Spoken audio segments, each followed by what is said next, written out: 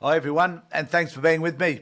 I'm going to talk today about Parliament being in disarray.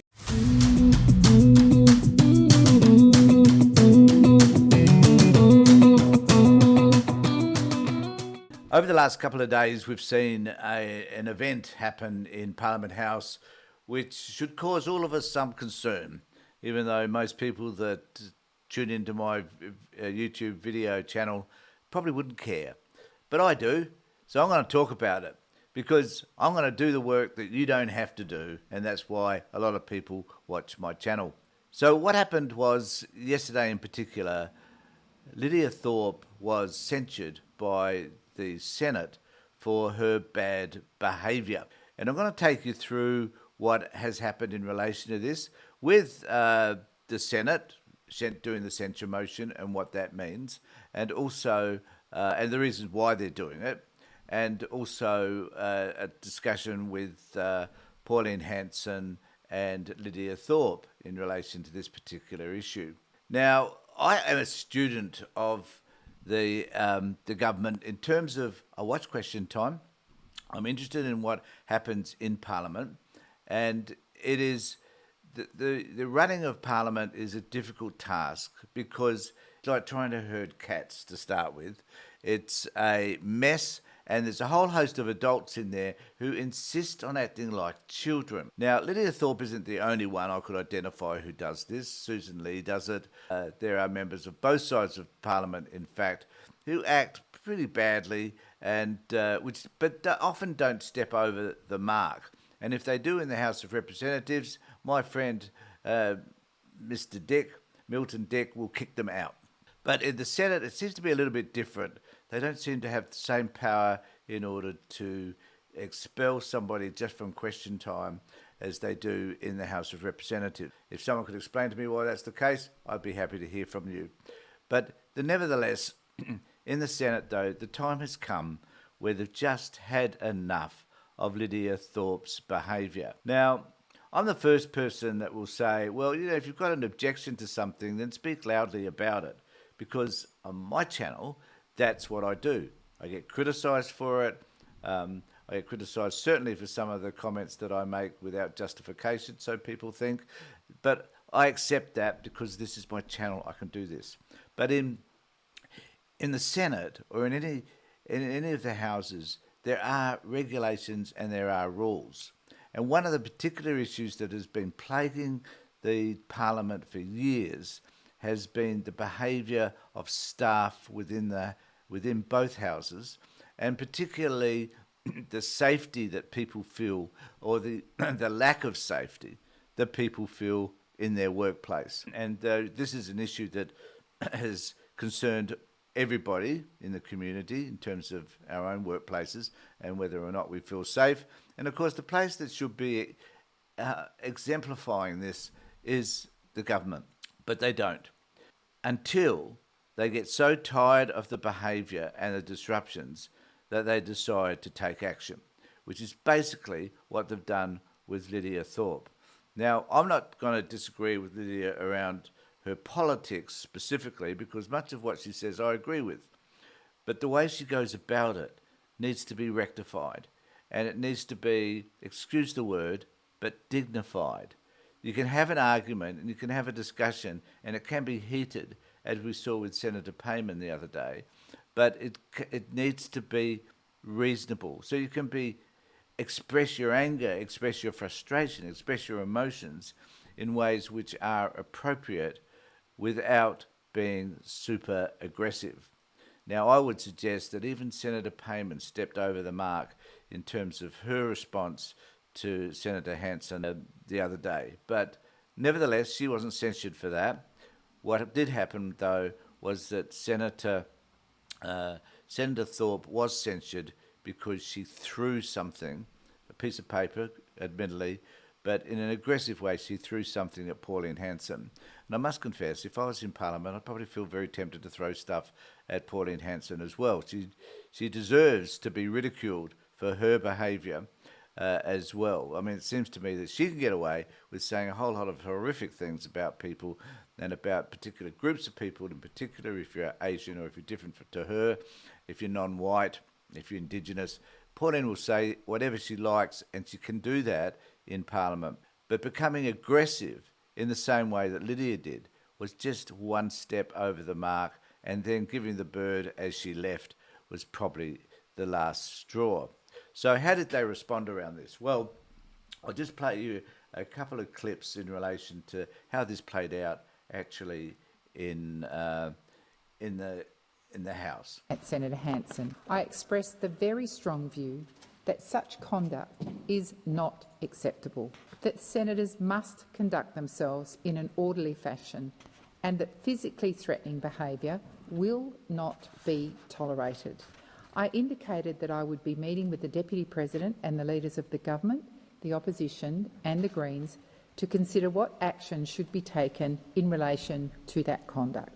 And she chose not to do that, and it would have meant for her a fair degree of publicity, in fact, in relation to how she felt about Hanson's behaviour as well, and why she should be sectioned out for hers. I'm going to take you to Penny Wong's response. Just make some brief remarks. All Australians have a right to be safe at work, whether it's working in retail, hospitality, hospitals, our parliamentary staff, our chamber staff, or us senators in this place. And we all know that the standards in this place need too frequently, President, as you and the Deputy President have outlined, debate in this place is turning to aggression, to hateful and personal attacks. And there have been dozens of instances, including multiple instances, of Senator Thorpe making inappropriate, sometimes abusive comments towards other senators, and then disrupting proceedings by refusing to withdraw. Despite attempts to work with Senator Thorpe, she is increasingly engaged in such behaviour in this Senate. This fortnight alone, the Senator has been censured by the Senate, sworn in the chamber, repeatedly made offensive gestures when leaving the chamber, and made comments resulting in First Nations senators from across this chamber feeling culturally unsafe. And all of that was prior to today's incident, which culminated in Senator Thorpe tearing up papers and throwing them at another senator on the Senate floor. This behaviour would not be tolerated in any workplace, and we cannot tolerate it in our workplace. Seek leave to make a short statement. Is leave granted? Leave is granted. Senator Birmingham. Thank you, President. I thank the Senate. President, in all aspects of life there is always a time to draw a line in the sand, and I welcome the fact that this Senate has finally drawn a line in the sand to the reprehensible and repeated disruptive and disrespectful conduct of Senator Thorpe. Thank you very much. I just want to say thank you to my fellow senators in supporting this motion to do with Senator Thorpe. Yes, it does need to be a safe workplace for everyone in this chamber. But I cannot believe the way the Greens have now voted against this motion because they've admitted they don't agree with her behaviour in this chamber. This is just not the first time. This is continuing. This people must understand what has happened. I do need to comment at this point that I think that it's somewhat hypocritical of Pauline Hanson, who has expressed distinct racist views, who is as in your face almost as Lydia Thorpe is, to be able to make these kind of statements in relation to this incident. It just stinks of hypocrisy as far as I can tell.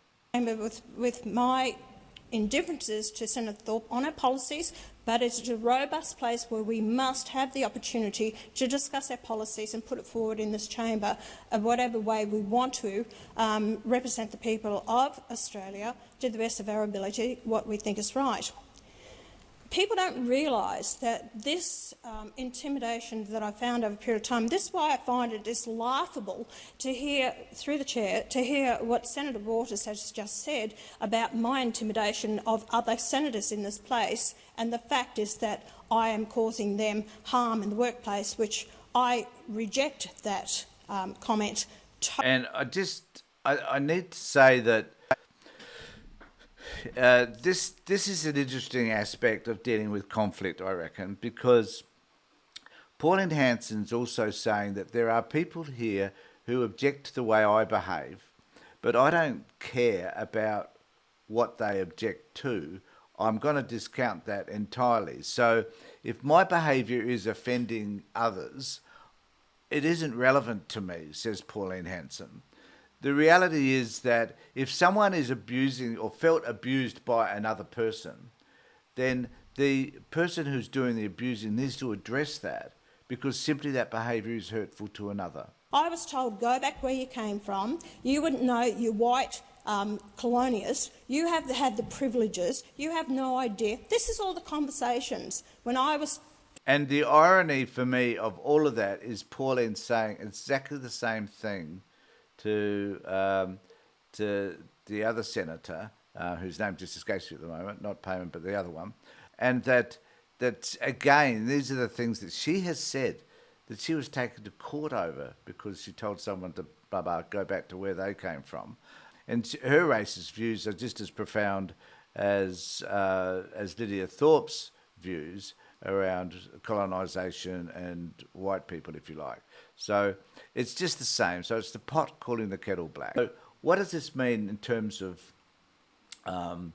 Pauline Hanson? So how did Pauline Hanson respond to this? Well, Pauline Hanson appeared with Chris Kenny on that wonderful Sky program, and this is an opinion piece by Chris, but it's interesting to hear how, in this particular case, Pauline responds to the issues at hand. Founder and leader Pauline Hanson. Thanks for joining us, Pauline. The heart of the claim here from Fatima Payman is that it's racist to question her dual citizenship. Now, we've had so many politicians knocked out in the past, from the Greens bloke there in Western Australia to Barnaby Joyce and whatever. I don't think it was ever about race. It was about dual citizenship, right? Exactly right. And Jackie Lambie. I love the way Chris gives her this open-ended question that sort of says, well, look, I agree with you that this isn't about race, because nothing could be about race as far as Sky News are concerned. You know, and if you're, there's no such thing as racism in this country, and Pauline Hanson is the person that can talk to us most about where racism exists, because she is probably one of the most racist of them all. Malcolm Roberts from my party, they all were affected by it in the National Party, so everyone was affected by it. But, you know, when this was raised, her only defence for it was, I'm being racist, instead of dealing with the real issue here. And she waived some documents in the Parliament. I tried to table the documents, they stopped me, the Greens did. This was yesterday, then I had to try it again today, which was successful with it.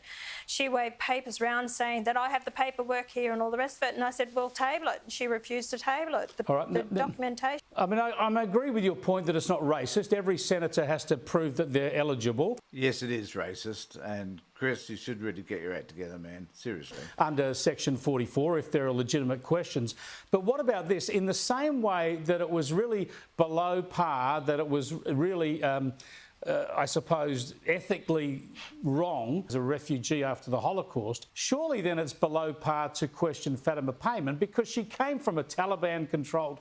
Now, this is the first and probably the only time I will agree with Kenny. Afghanistan as a refugee. Of course, it's going to be difficult to get all the paperwork in order. Shouldn't she just be accepted as a single citizen of Australia?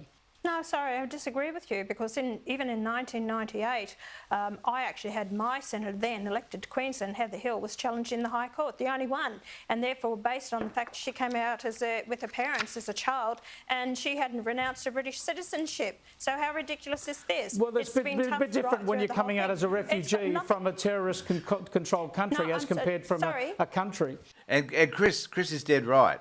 The circumstances around... Fatima Payman's ineligibility, if you like, for the Senate is slightly different from someone who's come from Britain, you know, because Senator Payman has actually made an attempt, and the government has made an attempt to contact the Taliban in Afghanistan to have her citizenship rescinded, and they haven't been able to do that. Because the Taliban simply haven't responded. So the situation is a wee bit different. And of course, Pauline misses the whole point. He only applied to the embassy here, and they said, oh, well, because the Taliban over there never even attempted to write over there to get it, to best of my knowledge. Tell me if I'm... They have. You're wrong. Different. in this, and then the solicitor just signed off on it. The documents have not been presented correctly, and since then, what has she done since it's settled down over there to actually do everything in her efforts to renounce her citizenship with Afghanistan? I'm not going to accept this, Chris. I'm sorry. They set high standards for everyone else. If it was me or one of my members of parliament, they would go after me and wouldn't let. No, Pauline, you're doing it because it has a racist overtone, because you simply don't like anybody who's Muslim and anybody who's different than you. It's as simple as that. That's the reason why you're doing it. And good on Chris for challenging her in relation to that. So I want to take finally to Lydia Thorpe and her response to this particular issue, which was on the Today Show on Channel 9. And this is what Lydia had to say. Thorpe has been sensationally suspended from the Senate today after she ripped up a motion by Pauline Hanson on the chamber floor and appeared to throw it in her face. She joins us now live from Canberra. Senator, I know you were listening to that story. What did you think of that first up? What a magnificent patchwork quilt of Aussie humanity the Senate is, huh? Did you get suckered yesterday or what? Look, it was very violent. Racism is violent. Senator Faruqi and I put in a motion on Monday to have an inquiry on Senate procedures to ensure that racism wasn't part of our workplace. We had the Race Discrimination Commissioner come out on Tuesday night with a recommendation that parliamentarians need anti-racism training. It's been a horrible week, and when you're subjected to racism, which I have been since I was a kid, Carl, I stand up against it, and that's what I did. I ripped up a piece of paper because... Do you regret that? No, not at all. You can't do that these days. Well, you can't be racist these days either, and that is what is creating... And I think that, to be fair to Lydia, I agree with much of what Lydia says. I just don't like the way she goes about it. You know, like yelling at King Charles. Sure, he needs to be yelled at, but if it gets you coverage and it's helping your cause, maybe that's okay. But acting badly in public and acting badly, you know, like she talks about the fact that they need to do training around what racism is, and she needs to do some training around what good behaviour is as well, that you can still have the views that she has, views which generally I support, but you can still act appropriately. You can still have appropriate debates about these things without throwing pieces of paper at people or calling them names. So let's have those sorts of debates. So I'll be interested to know what you think, particularly around all of this. So please remember to subscribe and ring the bell for further notifications. And I just have a little bit of an update around what has happened. And it is in the Sydney Morning Herald. And so I'll read some of this to you as well. Suspended Senator Lydia Thorpe has entered the post-gallery viewing area of the Senate to yell a pro-Palestinian chant the day after being barred from the chamber for throwing papers at One Nation leader Pauline Hanson. Entering the gallery, which is typically restricted to media use, Thorpe asked what's going. As surprised journalists scrambled for their phones and wrote down what Thorpe had said, the senator silently raised her fist, paused for a few moments and yelled loud enough for the whole chamber to hear, "Free, free Palestine from the river to the sea. Palestine will be free." Thorpe then exited the chamber. Earlier, Thorpe could be heard yelling outside the Senate as it debated whether her private member's bill would get tabled.